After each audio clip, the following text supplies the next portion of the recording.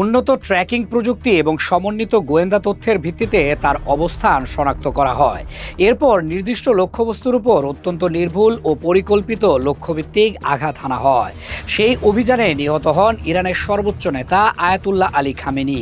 রাষ্ট্রীয় পর্যায়ে তার মৃত্যুর বিষয়টি নিশ্চিত হওয়ার পর তেহরানে 40 দিনের রাষ্ট্রীয় শোক ঘোষণা করা হয়েছে এবং দেশ জুড়ে উচ্চ সতর্কতা জারি করা হয়েছে। অভিযান সংশ্লিষ্ট বিশ্লেষণে বলা হচ্ছে, অপারেশনটি ছিল বহুস্তর বিশিষ্ট। প্রথম ধাপে নজরদারি ও সিগন্যাল ইন্টেলিজেন্সের মাধ্যমে সম্ভাব্য অবস্থান চিহ্নিত করা হয়। দ্বিতীয় ধাপে লক্ষ্যবস্তু নিশ্চিতকরণ ও ঝুঁকি মূল্যায়ন সম্পন্ন করে আঘাতের সময় নির্ধারণ করা হয়। তৃতীয় ধাপে নির্ভুল অস্ত্র ব্যবস্থার সাহায্যে সীমিত পরিসরে আঘাত হানা হয়, যাতে পার্শ্ব ক্ষতি কমিয়ে এনে নির্দিষ্ট কমান্ড অবকাঠামো নিষ্ক্রিয় করা যায়। অভিযানের সময় ও কৌশল নির্বাচন থেকে স্পষ্ট, এটি ছিল কৌশলগত বার্তা বহনকারী একটি লক্ষ্য নির্দিষ্ট হামলা। রাষ্ট্রীয় প্রতিবেদনে আরও জানানো হয়েছে, হামলায় খামেনির পরিবারের কয়েকজনের সদস্য এবং শীর্ষ পর্যায়ের সামরিক কর্মকর্তারও মৃত্যু হয়েছে। এর ফলে রাজনৈতিক নেতৃত্বের পাশাপাশি সামরিক কমান্ড কাঠামোতেও তাৎক্ষণিক শূন্যতা তৈরি হয়েছে।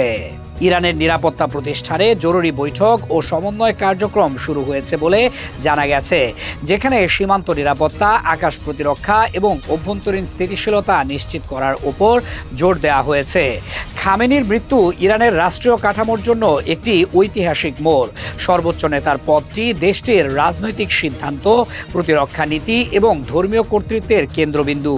এই পদে শূন্যতা তৈরি হওয়ায় উত্তরাধিকার নির্ধারণ প্রক্রিয়া, ক্ষমতার ভারসাম্য এবং নীতিগত ধারাবাহিকতা রক্ষা এখন প্রধান চ্যালেঞ্জ। সংশ্লিষ্ট সাংবিধানিক কাঠামো অনুযায়ী উত্তরসূরি নির্ধারণের প্রক্রিয়া শুরু হবে বলে ধারণা করা হচ্ছে, যা অভ্যন্তরীণ রাজনীতিতে নতুন সমীকরণ তৈরি করতে পারে। আঞ্চলিক নিরাপত্তা পরিস্থিতিও দ্রুত পরিবর্তিত হচ্ছে।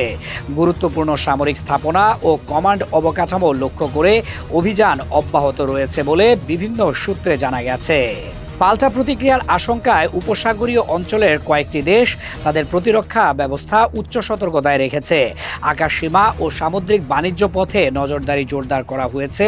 জ্বালানি সরবরাহ এবং কৌশলগত রুটগুলোকে ঘিরে ঝুঁকি মূল্যায়ন চলছে।